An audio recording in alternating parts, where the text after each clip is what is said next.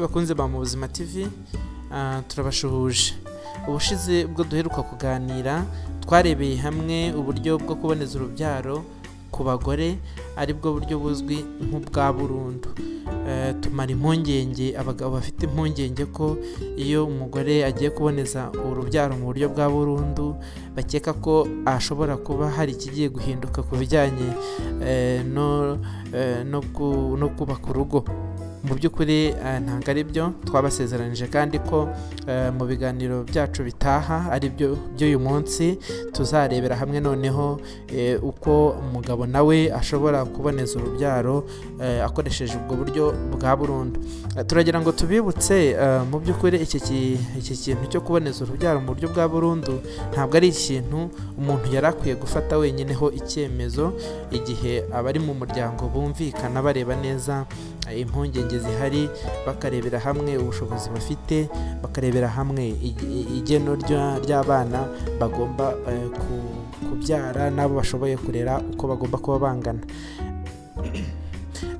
Mumbabarire, mu by'ukuri kuboneza urubyaro mu bagabo ntabwo twabyinjiramo tutabanje kurebera hamwe mu by'ukuri imimerere n'imiterere y'imyanya myibarukiro y'umugabo. Ibyo twese tubona inyuma byo ntabwo mba mbitindaho cyane, ni igitsina cy'umugabo kizwi ndetse n'udusabo tw'intanga. Udusabo tw'intanga buriya nubwo bigaragara nkaho bitahura neza, ariko mo imbere mu mimerere n'imiremerwe y'igitsina gabo bifite aho bihuriye.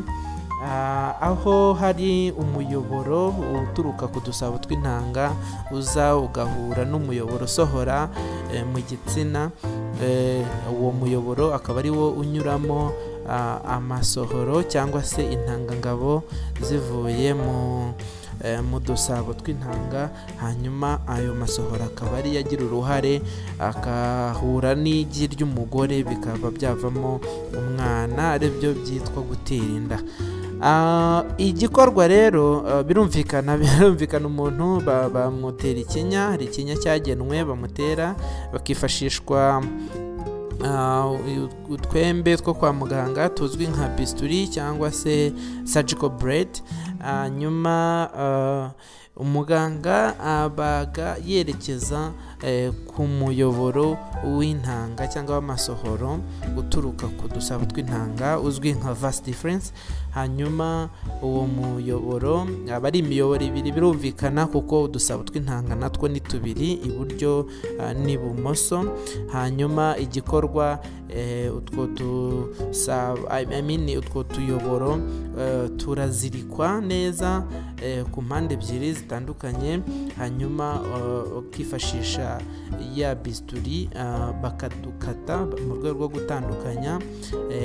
Nyuma ukabikora no ku rundi ruhande, niba wahereye ku ruhande rw'iburyo ukabikora ibumoso, niba wahereye ibumoso ukabikora n'iburyo, bityo ukaba wizeye neza ko izo ntanga zitazazamuka ngo zigere ku miyoboro isohora mu gitsina cy'umugabo, bityo uwo mugabo akaba adashobora gutera inda. Ibi bikorwa mu by'ukuri nk'uko twatangiye tubivuga iyo umuryango wafashe icyemezo ntakuka cy'uko abana bifuza kubyara ari abo, nta wundi mwana bategereje kurenzaho.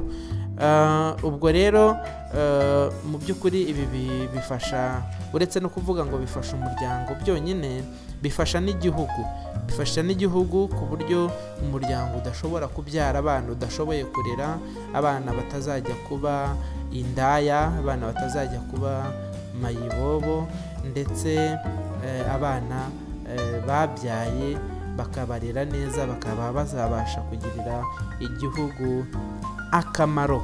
Ngayo nguko mwari kumwe na Mubuzima TV. Ubaye hari ikintu udasobanukiwe ku kiganiro cyacu icyo ari cyo cyose, ushobora kuduhamagara, ushobora kutwandikira kuri email mubuzima1@gmail.com cyangwa ukatwandikira muri comment kugira ngo tubashe kugusubiza.